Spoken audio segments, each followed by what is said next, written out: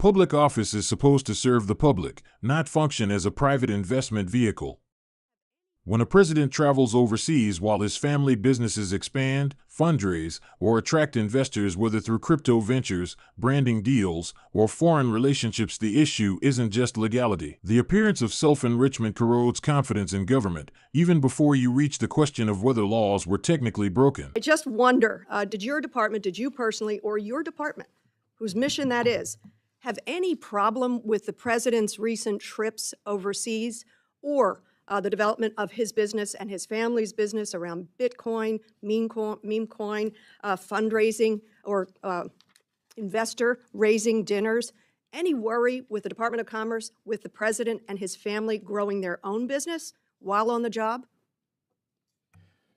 My trip to the Middle East was extraordinary in that we came home with $5.1 trillion of investment in America. It was amazing. Mr. Lutnick, I'm asking you, did the question of conflict of interest come up for the leader of the free world?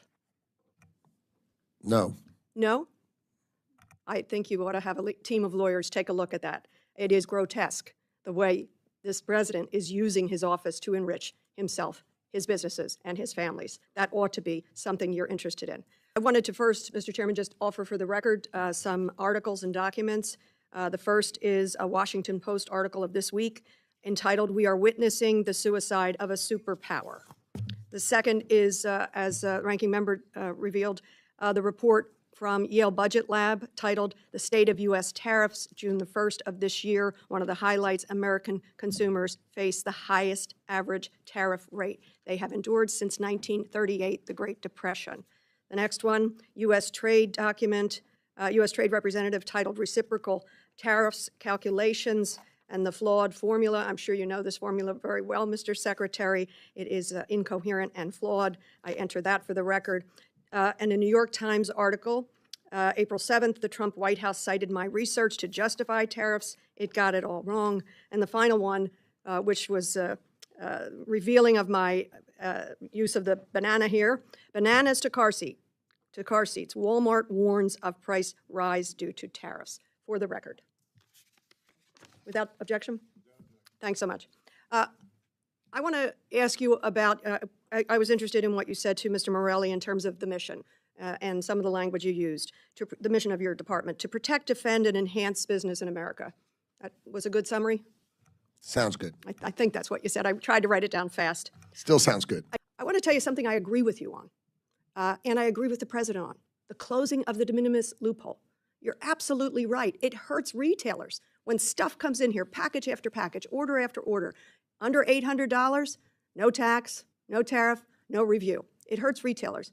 But I know the other reason that I believe the president is interested in that is in tackling the precursors of fentanyl and making sure these packages don't come in unabsorbed, unknown, and then off to Mexico to only come back manufactured and to kill our children. So I want you to know, I want the president to know, that's a good thing.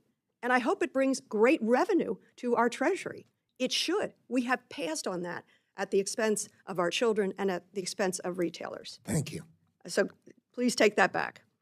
And finally, I guess I want to tell you, do you know when we met? I don't know if you remember. We met once in Davos. We had a very interesting conversation. And you told me some of your backstory. And this goes back to where I started with stability. I think it is very well known that when you began college, your father died. And what a trying time that must have been, because your mother had predeceased. And you were at Haverford, very near my district. And Haverford College said, stay. You stay. Get your education. And you did. And they offered you that stability at a time when you must have needed it most. I had a similar experience.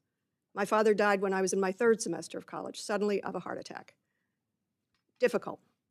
We were all wobbling for quite a while.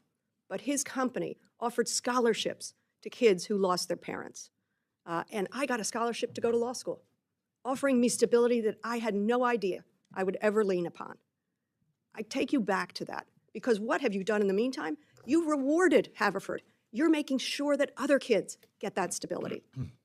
Please take that back into your work in the Department of Commerce. You know stability is what our consumers, our constituents, our businesses, our banks need. This is not stability. It is an incoherent tariff policy that is costing every single one of us. Mr. Mervyn? Madeleine Dean wasn't grandstanding when she called this situation grotesque. She was laying out, piece by piece, why so many Americans feel like the rules no longer apply equally, and why economic pain feels intentional rather than accidental. If this commentary helped you see beyond the headlines and understand why these exchanges matter in your daily life, take a moment to like, subscribe, and share.